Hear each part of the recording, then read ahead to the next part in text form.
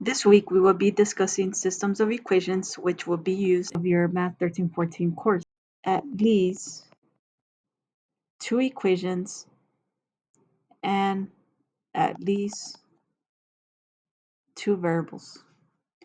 A solution of this system is a value of the variable that satisfies each equation in the system. Is 3, 1 a solution to the system? So in order to show that, we're going to substitute the value of x and y into the equation. So we end up with 4 equals 4, which is a true statement. However, it has to satisfy both equations. So we would also enter it for this next equation. So we get 2 equals 2, which is also a true statement. So we would say that yes, 3, 1 is a solution to the system. There's different types of solutions. A system could have one solution. And so the way that this would look is if we were to graph both equations, you'll have one equation, and here's the second equation. So if there's one solution, then this is the point where both lines intersect. Okay, so this is your solution here. It could also have infinite solutions. And so infinite solutions would look like this. We would graph the first line, and then the second line is going to fall right on top of this first line. So if that's the case, then all these points are solutions to the system. And so we say that this has infinite number of solutions. And then the third situation could be no solution. And so when you graph these lines, here would be the first equation, and the second equation might look something like this. And so notice that there's no intersection of the lines. So we say that there's no solution. There's different ways to solve these systems. The first one is graphing. Then we have substitution and elimination.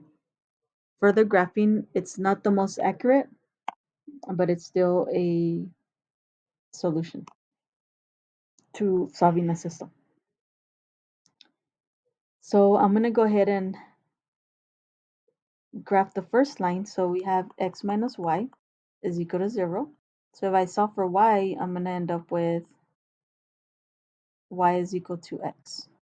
So the x-intercept for this line is 0, and then the slope is 1. So my line, I can graph it here. And then we need to graph the second equation. 5x minus 3y is equal to 6. If I let x equal 0 and solve for y, then I'm looking for the y-intercept. So y would be equal to -2. And then we can also replace the y with 0 to find the x-intercept.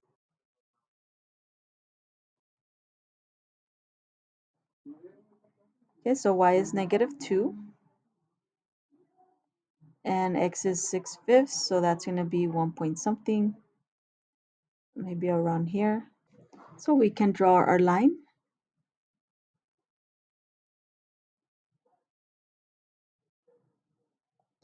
So we can see here that these lines, it looks like they intersect at this point, which is at 3, 3. Okay, so we say that the solution is 3, 3.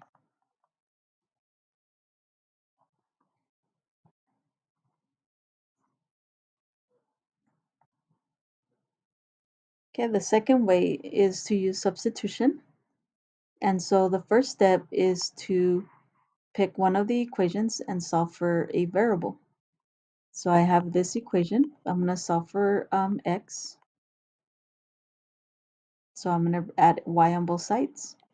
And then the second step is going to be to plug in what you got in the first step into the second equation. So we're going to have 5 times x. Well, x is just y, so we'll replace it with y. Minus 3y is equal to 6. So once we have substituted the y values in here, we can simplify. 5y minus 3y is 2y is equal to 6. Divide by 2. So y is equal to 3. So then the third step will be to back substitute. And so you can take your answer from step 2 and plug it into either this equation or this equation. So I'm going to go ahead and plug it into the first equation. So y is 3. So x is going to be equal to 3. So my solution is going to be 3, 3. So that is using the substitution method. The next method is using the elimination method.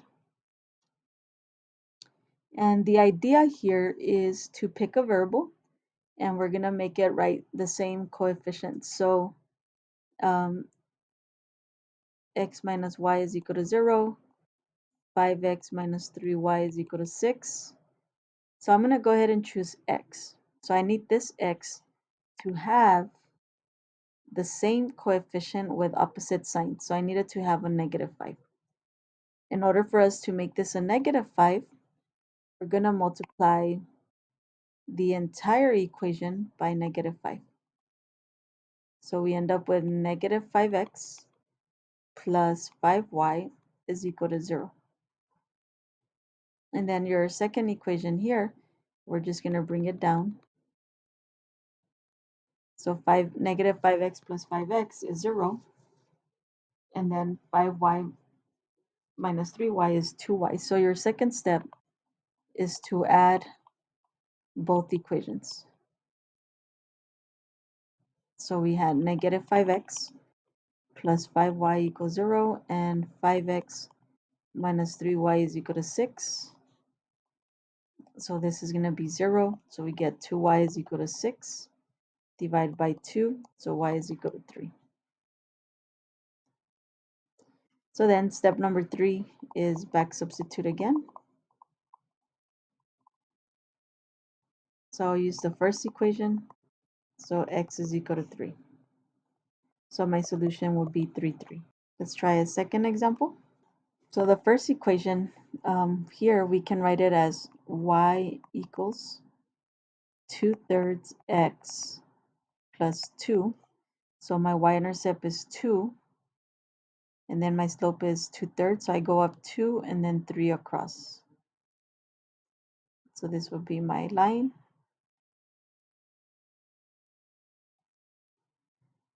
And then the second equation, we can do the same thing. I'm going to solve for y. So I'm going to have negative 3y is equal to negative 2x plus 6. Divide by negative 3. So y is equal to 2/3 x plus 2 minus 2. So we divide by negative 3. So we get negative 2/3 and negative 2 and negative 3 is positive 2/3 x.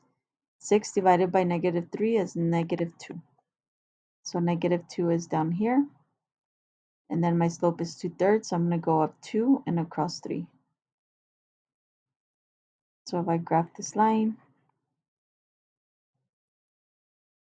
then we can see that the lines are parallel. So that means that there's no solution since the lines do not intersect. Okay, for the substitution method, I'm going to solve for y.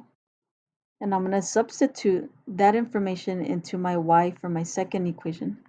So I'm going to have 2x minus 3 times 2/3 x plus 2 is equal to 6. So 2x minus 2x minus 6 is equal to 6. So 2x minus 2x is 0. So we get negative 6 is equal to 6, which is false. So that means that there's no solution. Okay, the third one is to use the elimination method. So I want this y to have a positive 3.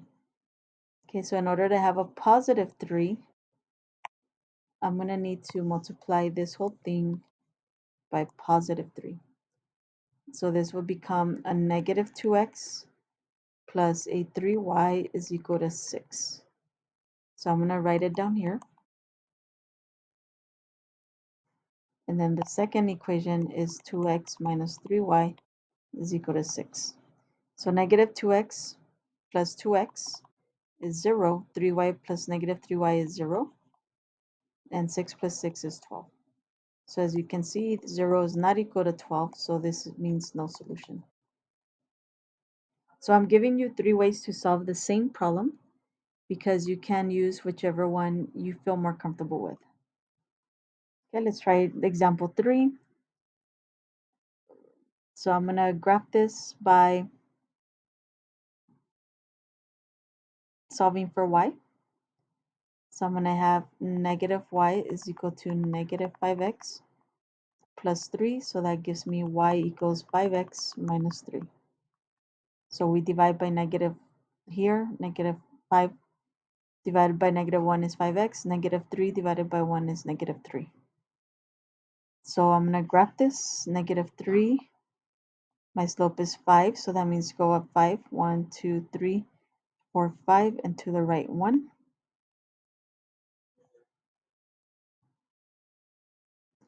Then the second equation, I'm going to do the same, solve for y. So we get y is equal to 5x minus 1.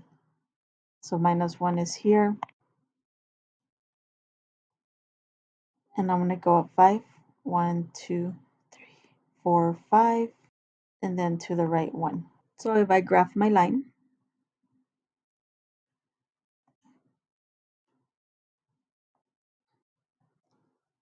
then I will get parallel lines, which means that there's no solution.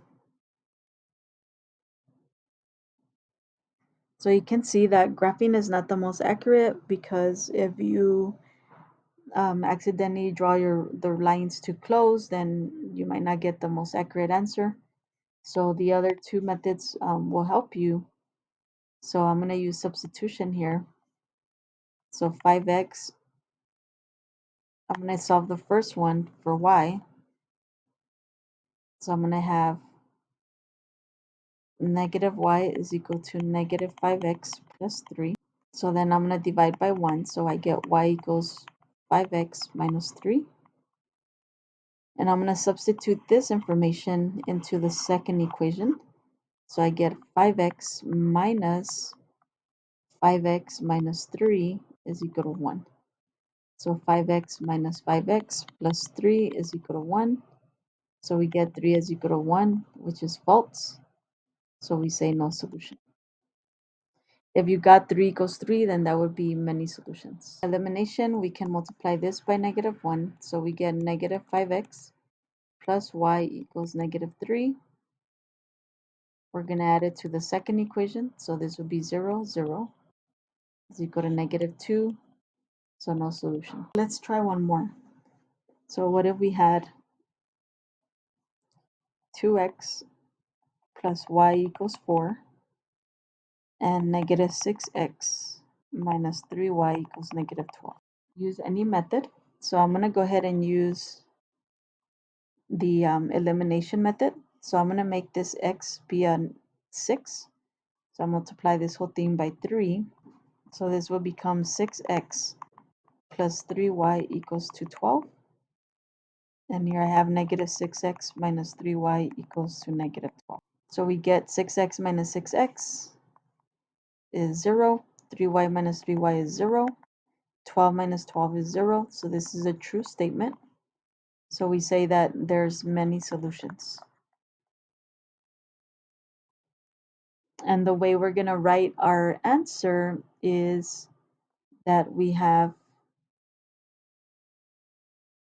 x and y could be any number. So we represent it with that. And then we write one of the equations. And this is how we would write our system.